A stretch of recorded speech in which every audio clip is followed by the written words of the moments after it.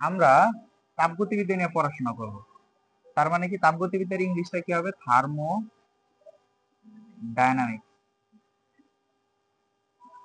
এখন থার্মোডায়নামিক্সে আমরা আসলে পড়াশোনা কি করি দেখো। থার্মো মানে কি তাপ, তাপের গতি নিয়ে আমরা যে পড়াশোনা করি, এখানে আমরা এই অধ্যায়ে আমরা তাপের গতি নিয়ে পড়াশোনা করব। ঠিক আছে?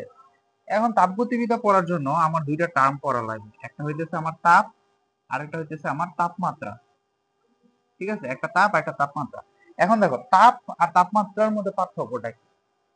দেখো, তাপ হইছে এক ধরনের শক্তি। ঠিক আছে? তাপটা কি? একটা শক্তি। আর আমার তাপমাত্রাটা হইছে এই তাপীয় অনুভূতি। তাপীয় অনুভূতি। এখন তাপীয় অনুভূতিটা কি? তাপীয় অনুভূতি হইতেছে এটা দ্বারা আমি বুঝতে পারবো, মানে তাপমাত্রা দ্বারা আমি বুঝতে পারবো এখানে কি আমার তাপ বেশি আছে নাকি কম আছে, সেটা আমরা বুঝতে পারবো। সেটাই কি আমার তাপমাত্রা। ফর এক্সাম্পল যদি আমি ধরি তাপ, তাপ Q is equal to M S del T. ঠিক আছে? Q is equal to M S del T, এটা আমরা সামনে যা পড়বো। এখানে তাপ কিসের উপর নির্ভর করতেছে বলতো? ভর, আপেক্ষিক তাপ এবং তাপমাত্রার পরিবর্তনের উপরে। ঠিক আছে? কিসের উপরে? ভর, আপেক্ষিক তাপ, আর আরেকটা হচ্ছে তাপমাত্রার পরিবর্তন। ধরে নিলেন যে আমার তাপমাত্রার পরিবর্তন আমার কি স্থির, মানে কি হয়ে যাবে? জিরো হয়ে যাবে। তার মানে তাপমাত্রার পরিবর্তন যখন স্থির হয়ে যায় তখন তাপের কি কোনো আদান প্রদান হয় বলতো? তার মানে কি হয়ে যাবে? এটা জিরো হয়ে যাবে না? তাপই আদান প্রদান না হইলে তাপের পরিমাপ কি হয়ে যাবে? জিরো হয়ে যাবে না? মানে তাপের পরিমাপটা জিরো হয়ে যাওয়া মানে কি, এই জায়গায় একটা তাপ কনস্ট্যান্ট থাকা না? এখন তাপমাত্রার পরিবর্তন হলে কি হবে? আচ্ছা, এই জায়গায় আমার মানে বুঝার জন্য তাপ যে একটা শক্তি, সেটা বোঝার জন্য আমরা এটা এম দ্বারাই কল্পনা করি। এখানে আমি কি ধরবো? Q proportional to M. যার ভর বেশি তার তাপমাত্রা, তাপ কি হবে? তাপ শক্তিটা বেশি হবে। এখন দেখো, ধরো আমরা উদাহরণ হিসেবে ধরতে পারি, ধরো একটা পুকুর, এটা কি একটা পুকুর, আর এটা একটা ছোট চায়ের কাপ। ঠিক আছে? চায়ের কাপ, এখানে তোমার চা আছে। ঠিক আছে? চা আছে। তাহলে চা কি আমরা গরম খাই? ধরলাম যে এটা গরম, 45 ডিগ্রি সেলসিয়াস তাপমাত্রার চা আছে এখানে। এবং এখানে পুকুরে দেখো অনেক বেশি ভর আছে। এটার নর্মাল যে টেম্পারেচার, এটা ধরো 25 ডিগ্রি সেলসিয়াস। তার মানে কি বলতো? এখানে ভর কম, কিন্তু তারপরও এটার তাপমাত্রাটা কি বলতো? তাপমাত্রাটা বেশি। কেন বেশি হইতেছে বলতো? এখানে তাপীয় অনুভূতিটা বেশি। এইখানে ভিন্ন কোথায় হইতেছে? এই ডেল টি আর এই এস এর মধ্যে ডিফারেন্স হইতেছে, মানে আপেক্ষিক তাপ বেশি এখানে, আর কি তাপমাত্রার পরিবর্তনটা বেশি। এখানে নর্মাল টেম্পারেচার থেকে 45 ডিগ্রি সেলসিয়াস তাপমাত্রা পর্যন্ত কি করছে? উন্নীত করছে। কিন্তু এখানে পুকুরের তাপমাত্রাটা কি একটা ফিক্স না? এখানে কিন্তু আমার তাপের পরিমাণটা বেশি, তাপ শক্তি অনেক বেশি। কেন তাপ শক্তি বেশি বলতো? পুকুরের মধ্যে অনেক বেশি পানি আছে না? তাই এখানে আমার তাপ শক্তিটা বেশি। তার মানে কি তাপ শক্তিটা বেশি, তাপমাত্রা কি কম। আর এখানে কি আমার তাপ কম, কিন্তু তাপমাত্রাটা বেশি। তাপ কম না, তাপ শক্তিটা কম। ঠিক আছে? তাপ শক্তিটা কি কম। বুঝা গেছে এটা? এখন দেখো, আমরা এই যে তাপগতিবিদ্যার সূত্র পড়া লাগবে আমাদের। আমরা তাপগতিবিদ্যার তিনটা সূত্র পড়ব। তাপগতিবিদ্যার তিনটা সূত্র আমরা পড়ব।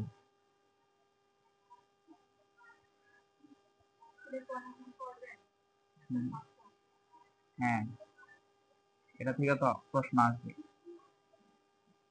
শূন্যতম সূত্র, প্রথম সূত্র, দ্বিতীয় সূত্র। আচ্ছা, আমরা আগে একটু শর্ট সামারি করে নিই। শূন্যতম সূত্রটা কি বুঝাইতেছে? শূন্যতম সূত্র আমাদের তাপের ধারণা দেয়। ঠিক আছে? তাপের সাথে তাপমাত্রার ধারণা, এবং এইটা দিয়ে আমরা কি থার্মোমিটার তৈরি করি। ঠিক আছে? থার্মোমিটার তৈরি করা হয়। প্রথম সূত্রটা নরমাল সূত্র, আর দ্বিতীয় সূত্র রয়েছে এন্ট্রপির সূত্র। এখন তোমাদের প্রশ্ন আসবে যে এন্ট্রপি জিনিসটা কি? এন্ট্রপি হইতেছে বিশৃঙ্খলার পরিমাণ। বিশৃঙ্খলা জিনিসটা কি জানো? যেমন দেখো এই রুমে যখন নাকি প্রথম প্রথম করছে এই রুমটা কি এরকম ছিল, আরো সুন্দর ছিল। এখানে চেঞ্জেস কি কি বলো তো, এখানে কাজেদা রাখছে, তারপরে ওই যে পিছনে ভেঙে ফেলছে, তারপরে আমি এখানে একটা ছাতা রাখছি, তারপরে এই যে এখানে একটা কি করছে, ময়লা ফেলাইছে। তাহলে কি হইতেছে বলো তো, এখানে বিশৃঙ্খল হয়েছে না? বিশৃঙ্খল হয়েছে না? তাহলে এই সিস্টেমের সাপেক্ষে আমি বিশৃঙ্খলা ধরবো। আমার সিস্টেম কোনটা বলো তো, এই রুমটা। আবার যদি আমি পুরো স্কুল ধরি, তাহলে স্কুলের সাপেক্ষে আবার ভিন্ন মান আসবে না, সিস্টেমের মান ভিন্ন আছে। আচ্ছা, এই এন্ট্রপিটা নির্ভর করে মূলত সিস্টেমের উপর। এটা অনেক বড় পড়াশোনা, আপাতত আমরা ওইদিকে না যাই। আমরা প্রথম সূত্রে আছি, প্রথম সূত্র থেকে সিকোয়েন্সলি পড়ে দিই, ঠিক আছে? এখন দেখো, আমার তাপের সাথে যে তাপমাত্রার সম্পর্কটা নির্ধারণ করে সেটা হচ্ছে শূন্যতম সূত্র। এখন তাপের সাথে তাপমাত্রার কি সম্পর্ক?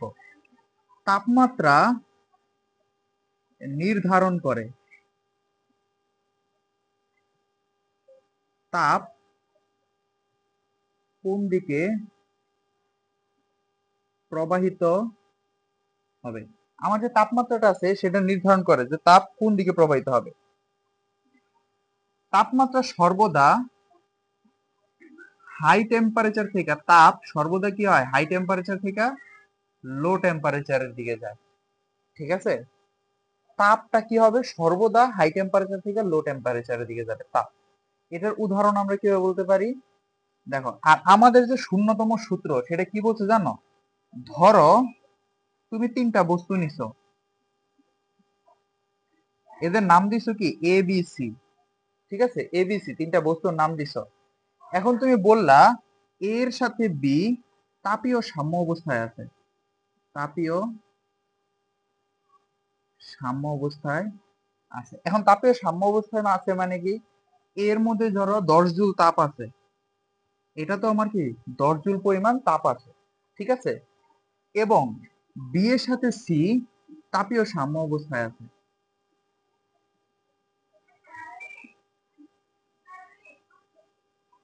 তার মানে এখানেও কি আছে, আমার 10 জুল তাপ আছে। তাহলে কি আমার ডিফারেন্ট ওয়েতে বলা লাগবে যে এর সাথে সি তাপীয় সাম্য অবস্থায় আছে? বলতে হবে আমার? এটা আমি এভাবে বুঝে যাবো না? এটাই আমার শূন্যতম সূত্র বলছে, যখন দুটি বস্তু পরস্পর সাম্য অবস্থা থাকে এবং দ্বিতীয় বস্তুর সাথে তৃতীয় আরেকটি বস্তু তাপীয় সাম্য অবস্থায় থাকে, তখন প্রথম এবং তৃতীয় বস্তু তাপীয় সাম্য অবস্থায় থাকে। অনেক সোজা একটা কথা বলছে না? এটা কি আমাদের বইয়ে দেওয়া দরকার ছিল?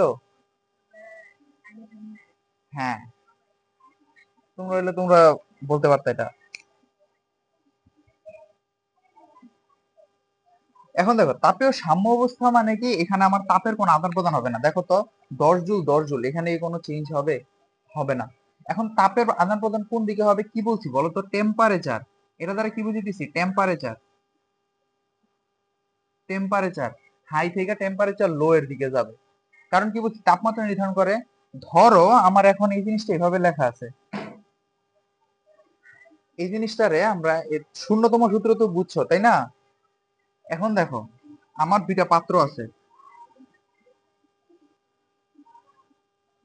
এই পাত্র 25 ডিগ্রি সেলসিয়াস তাপমাত্রা আছে এবং এই পাত্রে আছে 30 ডিগ্রি সেলসিয়াস, এবং এরা পরস্পর একটা তার দ্বারা যুক্ত আছে। তাহলে তাপ কোন দিকে প্রবাহিত হবে বলো তো?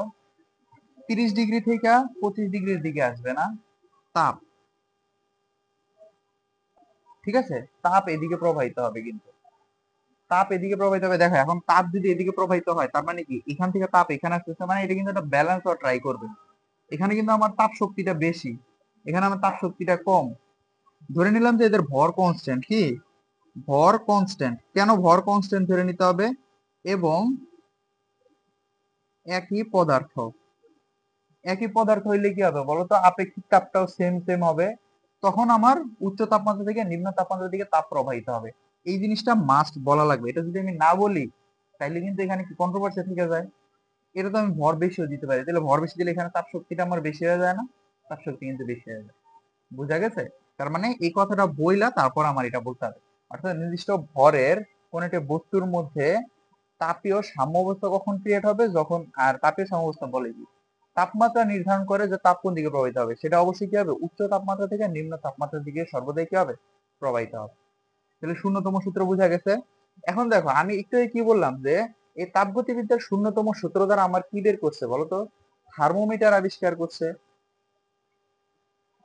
তাহলে চলো আমরা এখন থার্মোমিটার নিয়ে একটু পড়াশোনা করি যে থার্মোমিটারটা কি আসলে। আচ্ছা, থার্মোমিটারে যাওয়ার আগে এখন থার্মোমিটার তৈরি করা হয়েছে তাপমাত্রিক ধর্ম ব্যবহার করে, একটা পদার্থের তাপমাত্রিক ধর্ম ব্যবহার করে। এখন তাপমাত্রিক ধর্মটা কি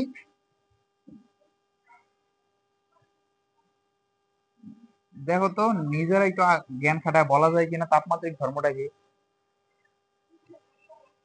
দেখো, তাপমাত্রিক ধর্ম মানে কি, তাপমাত্রার পরিবর্তনের সাথে যে ধর্মের পরিবর্তন হয়, দেখো এটাই হইতেছে আমার তাপমাত্রিক ধর্ম, মানে তাপমাত্রা পরিবর্তনের সাথে সাথে পদার্থের যে ধর্মের পরিবর্তন হয়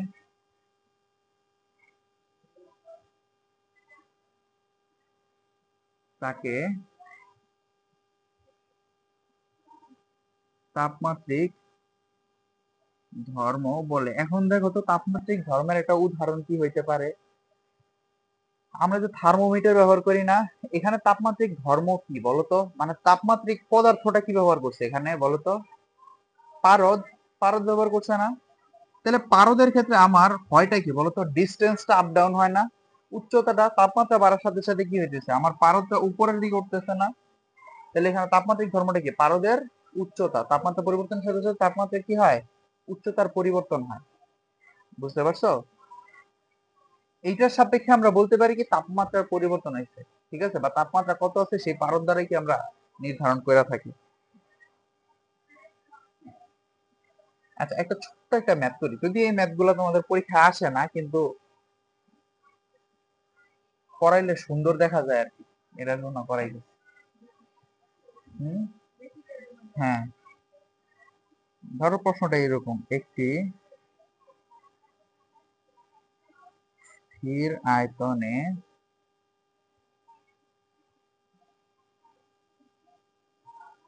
গ্যাস থার্মোমিটারের, দেখো কি থার্মোমিটার বলছি, গ্যাস থার্মোমিটার, তার মানে কি এখানে তাপমাত্রিক ধর্ম হিসেবে কি গ্যাসের কোন একটা কিছু পরিবর্তনের সাপেক্ষে ধরে নিতে হবে। এখন দেখো স্থির আয়তন বলে দিচ্ছে, আমার আয়তন স্থির হয়ে গেছে, আর কি পরিবর্তন হতে পারে, তাপমাত্রা। এখন তাপমাত্রা আমি পরিবর্তন করবোই, তাহলে তাপমাত্রার সাথে কি পরিবর্তন হবে বলো, চাপের পরিবর্তন হবে না এখানে।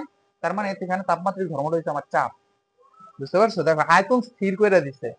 এখন পদার্থের মানে একটা গ্যাসের কি কি পরিবর্তন হইতে পারে বলতো, তাপ, চাপ, আয়তন, এই তিনটা না, সরি, তাপমাত্রা, চাপ, আয়তন। তাপমাত্রা, চাপ, আয়তন না, টি, পি, ভি, পিভিটি, এটা তো আমরা পড়ছি। আর এটা ছিল মোল সংখ্যা। এখন বলছে একটা স্থির আয়তনে গ্যাস, এখন থার্মোমিটার আমি যেই জিনিসটা দিব এটা তো সেম জিনিসই দিব, পদার্থ একই, কারণ মোল সংখ্যা তো কনস্ট্যান্ট হয়ে যাবে, এখানে মোল সংখ্যা কনস্ট্যান্ট হবে। তার মানে এখন বলছে যে আয়তন স্থির, তাপমাত্রা তো আমি অলরেডি পরিবর্তন করবো, যেহেতু আমার থার্মোমিটার। আমি তাপমাত্রা পরিবর্তনের সাপেক্ষে কার পরিবর্তন দেখবো, চাপের পরিবর্তন দেখবো। তাহলে এখানে তাপমাত্রিক ধর্মটা কে, চাপ। তাপমাত্রিক ধর্ম কে, চাপ। খেয়াল থাকবে, খেয়াল রাখার তো কিছু নাই, এটা বোঝার জিনিস। এইটা গ্যাস থার্মোমিটার এর পানির ত্রৈধবিন্দুর চাপ 20 নিউটন পার মিটার স্কয়ার এবং শুষ্ক চাপ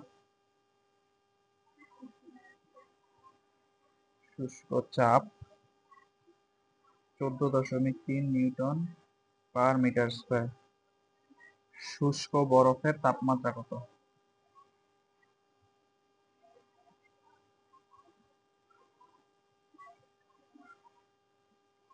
এখন দেখো তো এখানে চাইছেটা কি তোমার কাছে, আমরা দেখো যদি আমরা করতাম পিভি সমান সমান এনআরটি, এটা করতাম তাই না, ভি তো কনস্ট্যান্ট হয়ে গেছে তাই না, ভি কনস্ট্যান্ট, তাহলে পি প্রপোর্শনাল টু এন আর, এটা তো আগেরই কনস্ট্যান্ট ছিল, তাহলে পি প্রপোর্শনাল টু কি, টি। অথবা আমি বলতে পারি টি প্রপোর্শনাল টু কি, পি। তার মানে T one divide by T two is equal to কি হবে, P one divide by P two, এটা হবে না? তাহলে এখন টেম্পারেচার দেখো, পানির ত্রৈধ বিন্দুর চাপ, ত্রৈধ বিন্দুর মানে পানির ত্রৈধ বিন্দুটা কত বলতো, পানির ত্রৈধ বিন্দু কত, 273 কেলভিন। পানি তরল বিন্দু তাপমাত্রা কত 273 কেলভিন। তাহলে এখানে আমার 273 কেলভিন।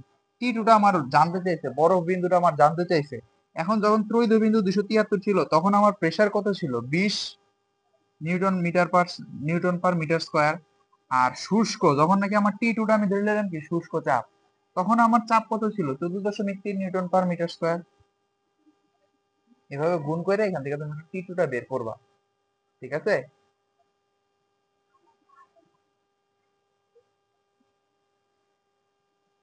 এখন চলো আমরা থার্মোমিটার বানাই, ঠিক আছে। থার্মোমিটার বানাবো। দেখো থার্মোমিটার যে বানাবো, থার্মোমিটার বানানোর জন্য আমার একটা আদর্শ সূত্র ফলো করা লাগবে, ঠিক আছে। এই আদর্শ সূত্রটা কি আমি বললাম কি এখানে কিসের সাথে আমি তুলনা করতেছি, তাপমাত্রার সাথে তাপমাত্রিক ধর্মের অনুপাত, এটার সাথে সমানুপাতিক ধরতেছি না। এখন এইটার জন্য ধরো তোমার টি তাপমাত্রায়, টি তাপমাত্রায় তাপমাত্রিক ধর্ম এক্স, ঠিক আছে। টি তাপমাত্রা তাপমাত্রিক ধর্মটা কি হবে তোমার এক্স। টি আইস, টি আইস মানে কি জানো, বরফ বিন্দু। টি আইস মানে কি জানো, বরফ বিন্দু। বরফ বিন্দুটা কোথায়, বরফ কোথায় হয় বলো তো, সেলসিয়াস স্কেলের ক্ষেত্রে কি 0 ডিগ্রি সেলসিয়াস, 0 ডিগ্রি সেলসিয়াসে হয় না। তাপমাত্রায় তাপমাত্রিক ধর্ম কি হবে এক্স আইস। এই তাপমাত্রায় যেটা ধর্ম সেটা এক্স আইস হইলো। আর টি স্টিম, এখন স্টিম মানে কি বলতো, বাষ্প। এখন বাষ্প হয় কয় ডিগ্রি সেলসিয়াস তাপমাত্রায়, 100 ডিগ্রি সেলসিয়াস তাপমাত্রায়। কিসের ক্ষেত্রে,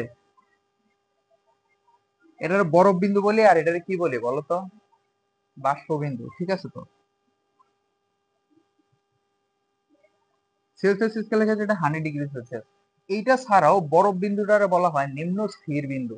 কি বলা হয়, নিম্ন স্থির বিন্দু। তাহলে এটা কি হবে ঊর্ধ্ব স্থির বিন্দু,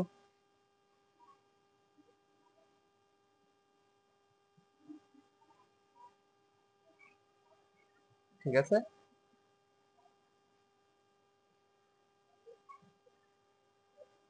আচ্ছা, তাহলে এই তাপমাত্রায় আমার যে তাপমাত্রিক ধর্ম সেটা কি হবে এক্স স্টিম। এখন আমি যদি একটা থার্মোমিটার তৈরি করতে চাই, ঠিক আছে, যদি একটা থার্মোমিটার তৈরি করতে চাই, থার্মোমিটারটা কিভাবে তৈরি করি জানো, X minus X ice divided by X steam minus X ice. এখানে কি বুঝতেছে, এই এক্সটা কি টি তাপমাত্রায়, টি তাপমাত্রায় তাপমাত্রিক ধর্ম বিয়োগ এক্স আইস কখন হয় আমার T ice temperature in ice, আর X steam minus X ice. তাহলে কি হবে টি স্টিম মাইনাস টি আইস। এই টি স্টিম মাইনাস টি আইস এই জিনিসটা কি বলতো, তাপমাত্রার পরিবর্তন। এটা কি বলতো আমার সম্পূর্ণ ব্যবধান না। টি স্টিমটা কি ঊর্ধ্ব স্থির বিন্দু, এটা সবচেয়ে উঁচা।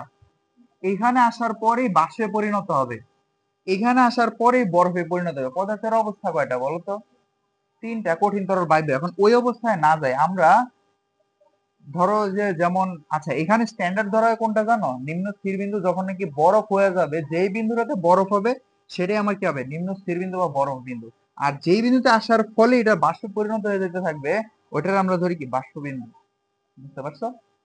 এখন এই বাষ্প বিন্দুটা কি উচ্চ স্থির বিন্দু।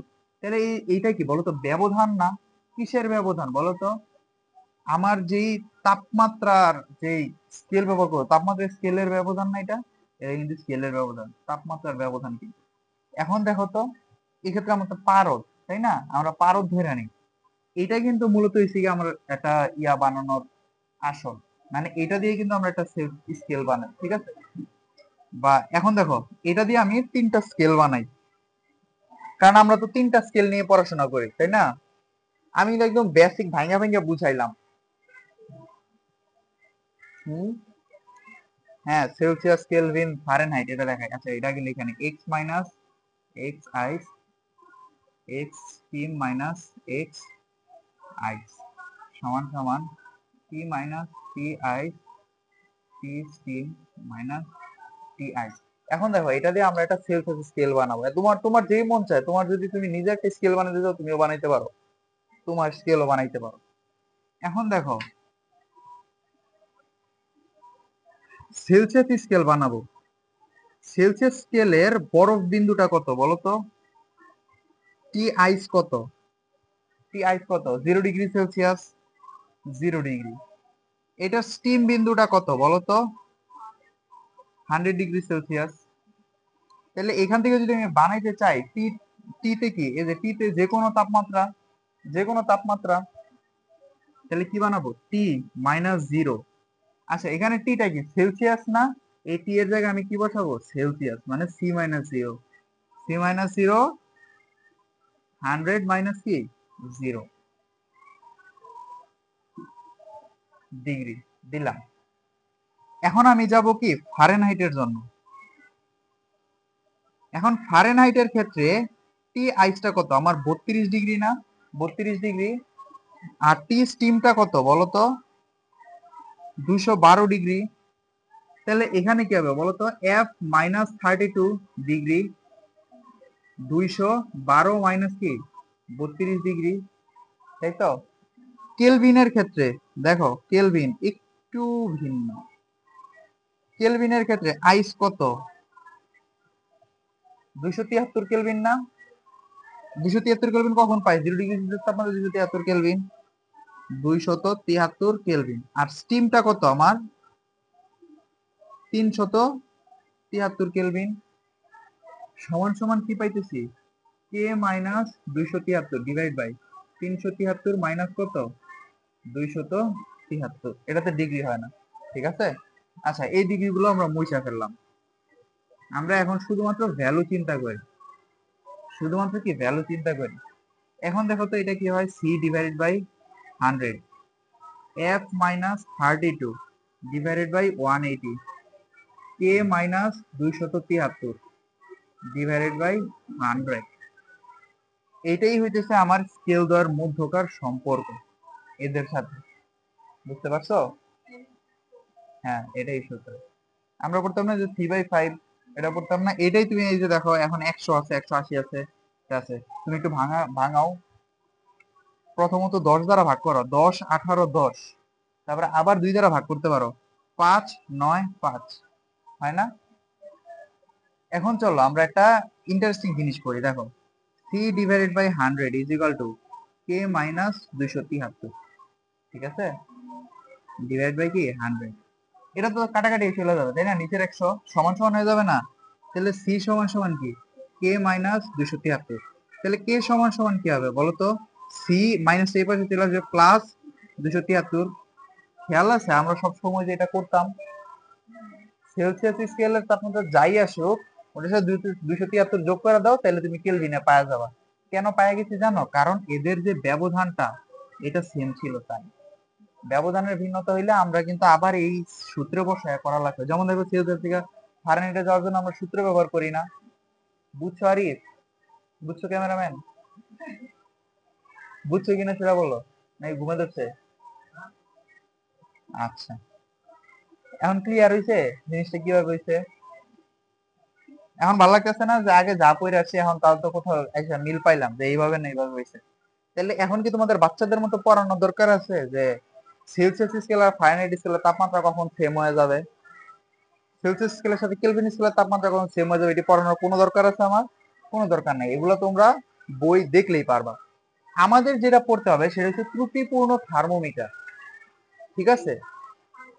একদম সিম্পল। দেখো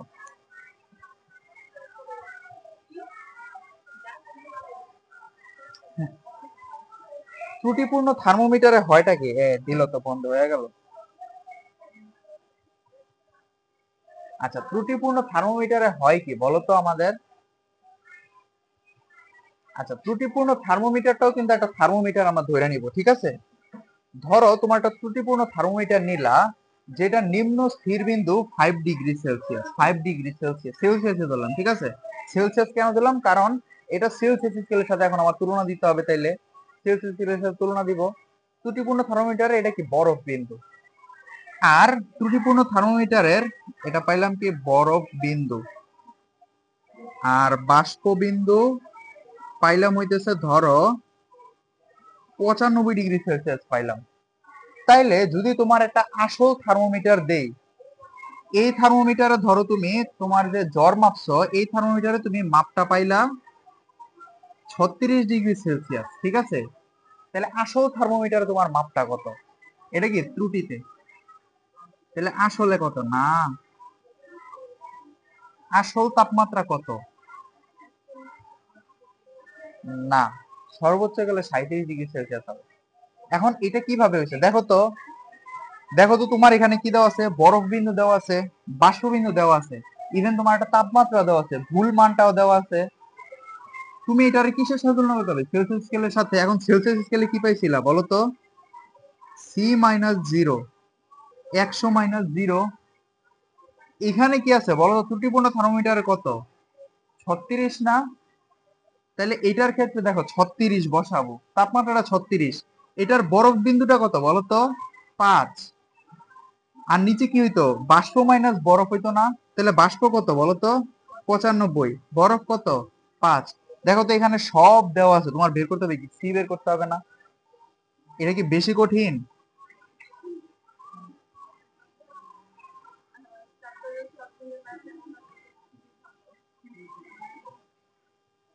হবে? এত সোজা? কঠিন? বেশি কঠিন না, সিম্পল আছে একটু। তাহলে বুঝছো? এখন কি ত্রুটিপূর্ণ থার্মোমিটার নিয়ে কষ্ট পাওয়া লাগবে? জাস্ট এই বেসিকে বসাই দিবা। আর ত্রুটিপূর্ণ থার্মোমিটার ধরে নিবা যেটা তোমার বানানো একটা থার্মোমিটার। এখন তোমার বানানো থার্মোমিটার অনুযায়ী যা তাপমাত্রা আসবে ওইটাই, ঠিক আছে?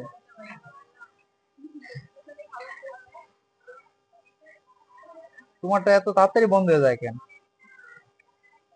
কি করবো?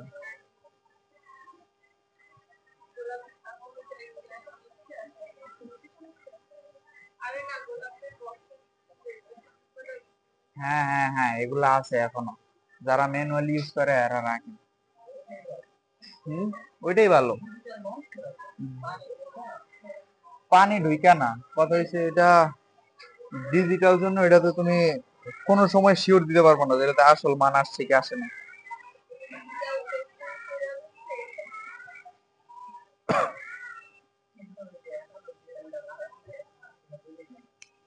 আচ্ছা এখন যদি, হ্যাঁ দেখো, এতক্ষণ তো আমরা তাপমাত্রার পরিবর্তন দেখছি তাই না? এখন যদি তোমার বলে যে তাপমাত্রার, সরি আমরা তাপমাত্রা একটা থেকে আরেকটাতে দিছি, এখন যদি তোমার বলে যে তাপমাত্রার পরিবর্তন বা ডেল ব্যবধান যদি বলে, ধরো সেলসিয়াস স্কেলে তাপমাত্রার ব্যবধান 5 ডিগ্রি সেলসিয়াস। ব্যবধান, ব্যবধান মানে ডেল সি না? তার মানে del C is equal to 5 degree Celsius. তাহলে তোমার ডেল এফটা কত হবে? কেমনে করবা? এখন কি তুমি এটা করবা যে আচ্ছা 5 ডিগ্রি সেলসিয়াস ভিন্নতা তো, তাহলে আমি একটা সেলসিয়াস স্কেলে ধরে নিলাম 10 ডিগ্রি সেলসিয়াস, আর আরেকটা ধরে নিলাম 5 ডিগ্রি সেলসিয়াস। এখন 10 ডিগ্রি সেলসিয়াস জন্য ফারেনহাইট স্কেলের ভ্যালু বের করবো, 5 ডিগ্রি সেলসিয়াসের জন্য ফারেনহাইট স্কেলের ভ্যালু বের করে বিয়োগ করে দেবো। এটা করবা? করবা? এটা তো করতে হবে এখন। না করো কেন? এটাই তো করা লাগবে তোমাদের। আচ্ছা দেখো, যদি এরকম হয় যে ব্যবধান আসে ডেল সি থেকে ডেল এফ, অথবা ডেল কে বের করতে বলে, simple del C divide by 100, del F divided by 180, del K সমান সমান 100। এটা কেন হয়েছে বলো তো? 18 ডিগ্রি সেলসিয়াসের জন্য আমি ফারেনহাইটে কি করতাম বলো তো? F-32 না? মাইনাস এফ মাইনাস করতাম না, মাইনাস আরেকটা F-32, আরেকটা F-32 তো করতাম। তাহলে দেখো তো এটা প্লাস হয়ে যেতেছে না? এই 32 এই 32 কাটা না? তাহলে এখানে কি হইতেছে? এফ মাইনাস এফ, এটা সমান সমান কি ডেল এফ না? উপরে সেম জিনিস পাইতেছি না আমি? উপরে সেম জিনিস পাইতেছি। কেলভিনের ক্ষেত্রে তো সেমই পাবো। কেলভিনের ক্ষেত্রে সেম পাবো না? এই জন্য, বুঝছো? এই জন্য আমি শুধু ডেল করে দিচ্ছি। এটা বুঝছো কেন হয়েছে? সোজা জিনিস, শুধু এটা এটা এটা মনে রাখলেই হবে।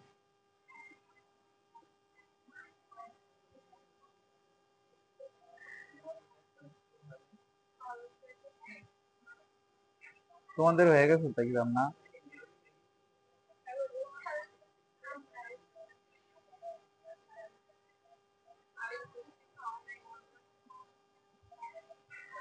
আচ্ছা, থার্মোডায়নামিক্স এখন ওই যে আমরা আসল থার্মোডাইনামিক্সে চলে আসি, ঠিক আছে, আসল পড়াশোনায় চলে আসি। আজকে আমরা হালকা পাতলা পড়াশোনা দিয়ে শেষ করব থার্মোডাইনামিক্সটা। স্টেট পাথ এতটুকু, প্রথম সূত্র যাওয়ার আগ পর্যন্ত। প্রথম সূত্র একদিন পড়াবো, দ্বিতীয় সূত্র আরেকদিন পড়াবো, অধ্যায় শেষ। হ্যাঁ, 3টা সূত্র, 0তম সূত্র মাত্র পড়লাম না। হ্যাঁ, কিন্তু কথা আছে তো, এখানে তো অনেক কিছু আছে। প্রথম সূত্রে তো তুমি 4টা সিস্টেমই পড়বা। সিস্টেম, প্রথম সূত্রের মধ্যে তোমরা 4টা সিস্টেম পড়বা। দ্বিতীয় সূত্রে যাও 2টা সিস্টেম পড়বা। একটা হচ্ছে গিয়া ধরো প্রত্যাবর্তী প্রক্রিয়া, আরেকটা হচ্ছে গিয়া অপ্রত্যাবর্তী প্রক্রিয়া। তারপরে আবার ওই প্রত্যাবর্তী প্রক্রিয়ার আবার বিপরীত ফাংশনও আছে, যেটা দিয়ে আমরা রেফ্রিজারেটর বানাই। বুঝছো, মানে রেফ্রিজারেটর করা লাগে। এই অধ্যায় কার্নো ইঞ্জিন বানাবা। আচ্ছা দেখো, একটু আগে একটু একটা কথা বললাম না, যে ধরো আমরা এই রুমে আছি, ঠিক আছে, এই রুমটা আমাদের জন্য কি হবে, সিস্টেম হবে। কি হবে, ধরো আমরা এখানে কাজ করতেছি, এইটার ভিতরে আমরা কাজ করতেছি, এটা কি হবে, আমার সিস্টেম হবে। ঠিক আছে, এই সিস্টেমের বাইরে যা কিছু থাকবে সবটাই কি হবে, সারাউন্ডিং। কি হবে, সারাউন্ডিং। এটা একদিন পড়াইছিলাম, কিসের জন্য জানো এটা পড়াইতে গেছিলাম, এটা তো ধরছিলাম। তাই বলবা না, আমি এই পড়াগুলা কেন পড়াইতেছি আবার। আচ্ছা দেখো, আর সিস্টেম আর সারাউন্ডিং মিলে খালি এই জিনিসটাই মনে আছে না, কাজ শক্তি ক্ষমতার মধ্যে পড়ছি, এই পুরো জিনিসটাই কি আমার ইউনিভার্স। ঠিক আছে, এই পুরাটা সিস্টেম আর সারাউন্ডিং মিলে। এখন আমি বাস্তবধর্মিক উদাহরণ দিই। যেমন দেখো, আমরা এই ক্লাসরুমে আছি, এই ক্লাসরুমটাতে আমি তোমাদের পড়াইতেছি, এটা কি আমার সিস্টেম। আমার ক্লাসরুমের বাইরে যা আছে সবটাই কি হবে, সারাউন্ডিং হবে। এখন ধরো আমার কাজটা এই শুধুমাত্র এই স্কুলটার সাথে রিলেটেড আছে, ঠিক আছে, স্কুলের সাথে রিলেটেড আছে, তাহলে এই ইউনিভার্সটা কি হবে বলতো, এই পুরা স্কুলটাই আমার ইউনিভার্স হবে। কারণ এই স্কুলের একটা রুমে আমি ক্লাস নিতেছি, এটা আমার সিস্টেম। এর বাইরে যা আছে পুরোটাই কি হবে, সারাউন্ডিং। আর পুরোটা সিস্টেম আর সারাউন্ডিং মিলে কি হবে, আমার ইউনিভার্স হবে। এখন আমরা এটা পড়বো কেন, এটা কেন পড়বো, কারণ আমার সিস্টেম 3টা আছে। ঠিক আছে, এই সিস্টেম 3 ধরনের সিস্টেম পাবো। একটা হইতেছে আমার ওপেন সিস্টেম, মানে ইংলিশ ভার্সনে চলে গেছি, ঠিক আছে, এখন একটু ওপেন সিস্টেম বা মুক্ত সিস্টেমের বাংলা কি, আর যাই হোক, তোমরা পারো সিস্টেমের বাংলা, তোমরা পারো, মনে নেই। আরেকটা হচ্ছে ক্লোজ সিস্টেম, আর আরেকটা হচ্ছে আইসোলেটেড।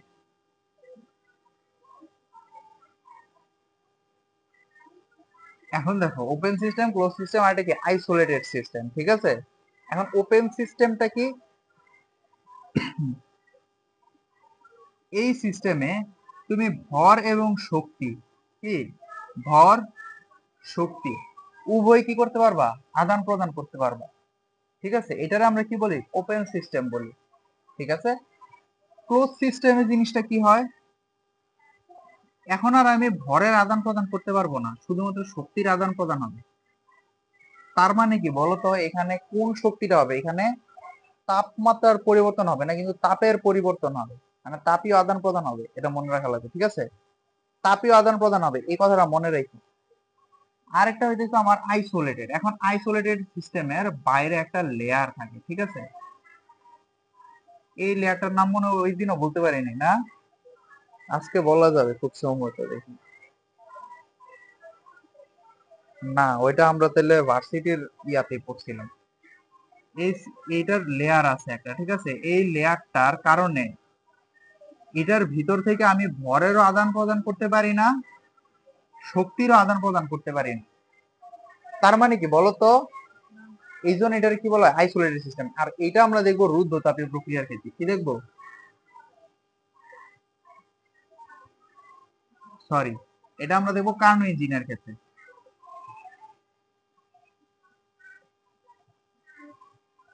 কার্নো ইঞ্জিনে দেখবো। আর এই যে ক্লোজ সিস্টেম দেখবো আমরা রুদ্ধতাপীয় প্রক্রিয়া।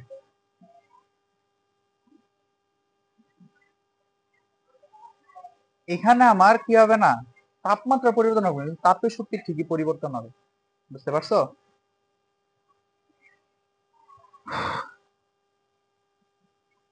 এখন হইতেছে আমরা পাথ ফাংশন মোশন। আচ্ছা ঠিক আছে, এইটা পড়ার আগে ধরো আমাদের প্রায় পড়া শেষই, একদম শেষের দিকেই আছে, আমরা কিছু টার্মের সাথে পরিচিত হব। ঠিক আছে, এই অধ্যায় পড়তেছে সামনে।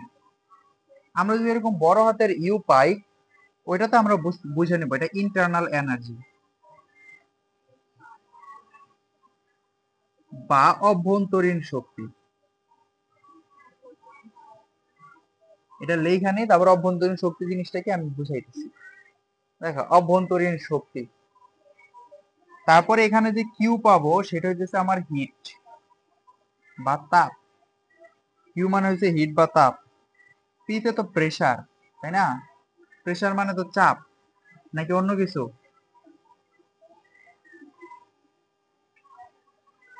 ভলিউম বা আয়তন।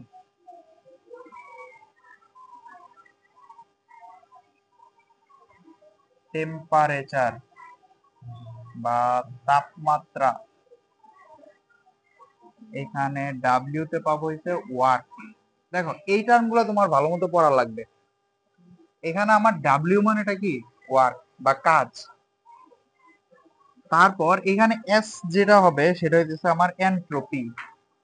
এন্ট্রপি, এই এন্ট্রপিটা কি বলতো? এন্ট্রপিটা কি? বিশৃঙ্খলার পরিমাণ। এন্ট্রপি আছে, আরেকটা আছে এনথালপি। ঠিক আছে, এনথালপি আছে, এটা যখন করবো তখন দেখবো। ওই এনথালপি রয়েছে আমরা এইচ দ্বারা প্রকাশ করি, এইচ তে বোঝা হয়েছে এনথালপি।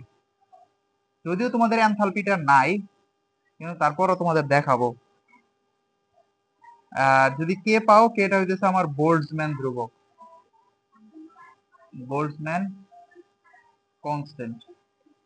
ঠিক আছে, এই যে এনথালপি, এটা আমাদের ধরো এই থার্মোডাইনামিক্সে আমাদের লাগে না, থার্মোকেমিস্ট্রিতে যায় লাগে। এখন থার্মোকেমিস্ট্রি আমরা পড়বো, এই যে সেকেন্ড পেপারের পঞ্চম অধ্যায়টা পড়বো না, ইলেকট্রোকেমিক্যাল সেল, ওইখানে আমরা থার্মোকেমিস্ট্রি পড়বো।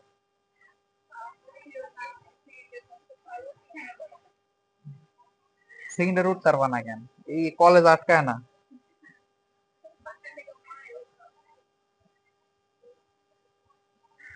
যত যাই ভুল পড়াশোনা অফ করে না, বাপ মাইরা চায় না। দেখো, অভ্যন্তরীণ শক্তিটা কি? আমরা যদি এখানে অভ্যন্তরীণ শক্তিটা বুঝতে পারি, তাহলে মনে করো যে অধ্যায়টা অনেক ইজি হয়ে যাবে। মানে অভ্যন্তরীণ শক্তিটা এখানে অনেক বেশি ইম্পর্টেন্ট। এখন অভ্যন্তরীণ শক্তি জিনিসটা কি জানো?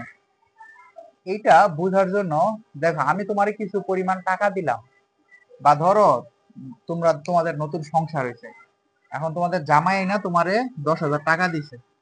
ঠিক আছে, টাকা দিছে, এটা কি তোমার ডেলিভার করছে না? এটা হইতেছে ধরো আমার তাপ, মোট তাপ। এখন যে তাপ, এটা তো তুমি পুরোটাই কি খরচ করে ফেলবা? তুমি কি পুরো টাকা খরচ করে ফেলবা কখনো? বেতনের পুরো টাকা কিছু জমাবা না। তুমি যে জিনিসটা জমা করবা সেটাই তোমার অভ্যন্তরীণ শক্তি। অভ্যন্তরীণ শক্তি মানে কি? তোমার একটা বল, এটা তুমি পরবর্তীতে খরচ করতে পারবা, তোমার দরকারে তুমি খরচ করতে পারবা, এটা তোমার একটা শক্তি না? এই জন্য এটা কি একটা অভ্যন্তরীণ শক্তি। আর কৃত কাজ, আমরা যে পরিমাণ তাপ দেই তার কিছু অংশ কি হয় অভ্যন্তরীণ শক্তিতে, অভ্যন্তরীণ শক্তি হিসেবে জমা থাকে এবং কিছু পরিমাণ কাজে পরিণত হয়। এবং এই জিনিসটা আমরা কি করতে পারি, মানে পুরা বড় গণনা করতে না পারলেও ছোটভাবে গণনা করার জন্য আমরা করি DQ equal to DU plus DW. এটাই হচ্ছে আমার তাপগতিবিদ্যার প্রথম সূত্র। ধরো আমরা প্রথম সূত্রটা পড়ে ফেললাম অভ্যন্তরীণ শক্তি বোঝার জন্য। বোঝা গেছে? এখন আসি আমরা অভ্যন্তরীণ শক্তি জিনিসটাকে, এটা নিয়ে আরেকটু পড়াশোনা করি।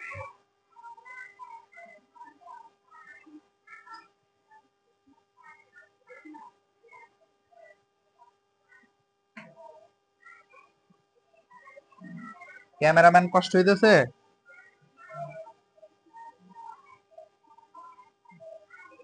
দেখো, অভ্যন্তরীণ শক্তি জিনিসটা কি?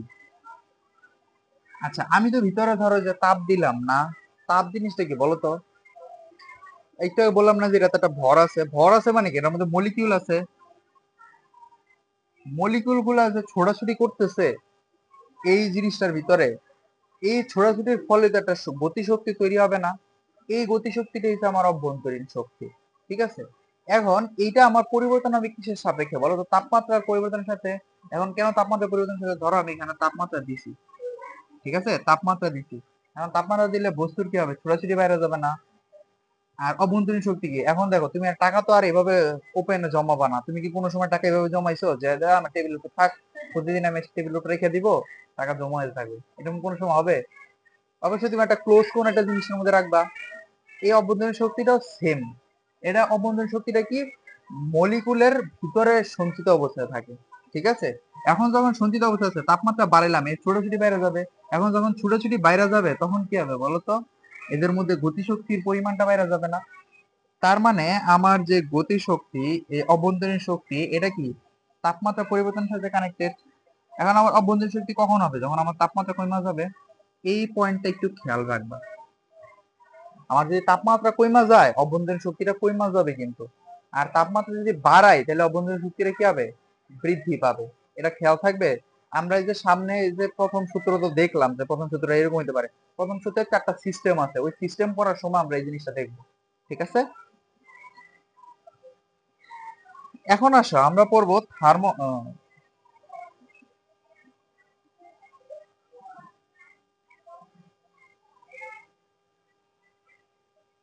এখন অভ্যন্তরীণ শক্তি কেন তাপমাত্রার উপর নির্ভর করতেছে বলো তো? মাত্রই তো বললাম। তোমাদের এটা খ নাম্বার প্রশ্ন আছে যে অভ্যন্তরীণ শক্তি কেন তাপমাত্রার উপর নির্ভরশীল।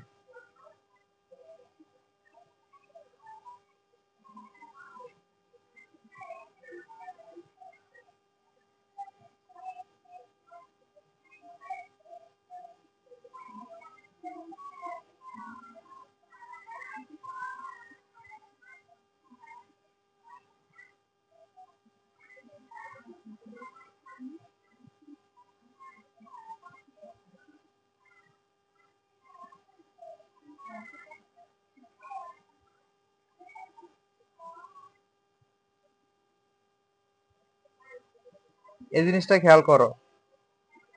এটা কি আঁকছি বলো তো? একটা তাপ, তাই তো। ধরো এটা একটা পাত, বা ধরো এখানে দুটো সিস্টেম বললাম না? সিস্টেম বললাম না? সিস্টেম বা স্টেট। সিস্টেম অথবা স্টেট, আল্লাহ রে, মরে যাব। স্টেট বা সিস্টেম। দেখো এখানে আমরা যে পড়াশোনা করব সেখানে আমরা কয়েকটা জিনিস পাবো। একটা হইতেছে আমার স্টেট ফাংশন পাবো, আর আরেকটা পাবো পাথ ফাংশন। এখন স্টেট ফাংশন আর পাথ ফাংশনের মধ্যে পার্থক্যটা কি? এই স্টেট ফাংশন হচ্ছে আমার সিস্টেমের উপর ডিপেন্ড করে, মানে সিস্টেম এই সিস্টেম থেকে এই সিস্টেমে আসছে, এটার উপর ডিপেন্ড করে। মানে এই সিস্টেম থেকে এই সিস্টেমে যে আসছে সেটার উপর ডিপেন্ড করে এই সিস্টেম থেকে কেন এই সিস্টেমে আসছে। এখন কোন রাস্তা দিয়ে আসছে সেটা আমার দেখার দরকার আছে। ধরো তুমি পালাইছো বাসা থেকে, তুমি তো পালায় বাসা থেকে চলেই গেছো। এখন তুমি কোন রাস্তা দিয়ে গেছো সেটা দেখার কোনো ওয়ে আছে? দরকার আছে? তুমি গেছো, এটাই অনেক। গেছে তো গেছি। এইটারই বলা হয় থাকে কি স্টেট ফাংশন, ঠিক আছে, যেটা পাথের উপর ডিপেন্ড করে না। এখন স্টেট ফাংশন কি? এই অভ্যন্তরীণ শক্তিটা, আমার যে অভ্যন্তরীণ শক্তি আছে সেটা কি আমার স্টেট ফাংশন। এখন কেন স্টেট ফাংশন? অভ্যন্তরীণ শক্তি কিন্তু কি হইতেছে বলতো? একটা T1 থেকে আরেকটা T2 তে যাইতেছে না, আরেকটা T2 তে যাইতেছে না। এখন আমার কি এটার উপর পাথ ডিপেন্ড করা লাগতেছে? এখানে আমার শক্তিটা বাড়তেছে, আমার P1 V1 T1 থেকে P2 V2 T2 তে চলে গেছে তাপমাত্রা বাড়ার সাথে সাথে। তার মানে কি একটা সিস্টেম থেকে আরেকটা স্টেটে চলে গেছে। বা ধরতে পারো যে অভ্যন্তরীণ শক্তি থাকা অবস্থায় গ্যাস ছিল, আমি এখানে প্রেসারটা অনেক বেশি বাড়ায় দিছি, তাহলে সেটা কি হয়ে যাবে বলতো? গ্যাস থেকে তরল হয়ে যাবে না? তরল হয়ে যাবে না, তার মানে কি স্টেট পরিবর্তন হয়ে গেছে না? দশার পরিবর্তন হয়ে গেছে না তখন? এই জন্য দশা অভ্যন্তরীণ শক্তিটা কিসের উপর ডিপেন্ড করে? দশার উপর ডিপেন্ড করে। এখন তাহলে পাথ ফাংশন কারা বলতো? পাথ ফাংশন কারা? পাথ ফাংশনটা হইতেছে আমার কৃত কাজ। চলো আবার আমরা ভেক্টরে চলে যাই। দেখো ভেক্টরের ক্ষেত্রে আমরা কি বলছিলাম বলতো? আমাদের যে নেট কাজ বা সরণ বা যাই হোক, সেটা কি হয় সব সময় ডিরেক্টলি থাকে না? ডিরেক্টলি থাকে না। এখন কাজের ক্ষেত্রে আমার দেখো তো কাজটা কি ছিল? ডিডব্লিউ, সবসময় DW is equal to P into del V, ঠিক আছে, ডেল ভি। এখন দেখো যখন এখানে আসছে, আমরা যদি এটা গ্রাফিক্যালি চিন্তা করি, এটা যদি আমি গ্রাফিক্যালি চিন্তা করি, দেখো ভি এর মানটা বাড়তেছে বাড়তেছে, একটু কমছে, আবার বাড়তেছে, বাইরে বাইরে অনেক উপরে চলে গেছে। তার মানে কি প্রতি ক্ষেত্রে আমার ডেল ভিটা চেঞ্জ হইতেছে না?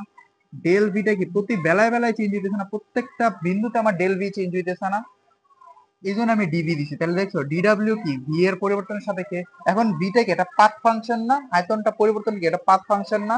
এটা কি আমি এরকম হইতেছে যে আমার তরল থেকে আমার কঠিন হয়ে গেছে, এখন আমার আয়তনের পরিবর্তন হবে? এক্ষেত্রে কি আয়তনের পরিবর্তন আমি বুঝাইতে পারবো?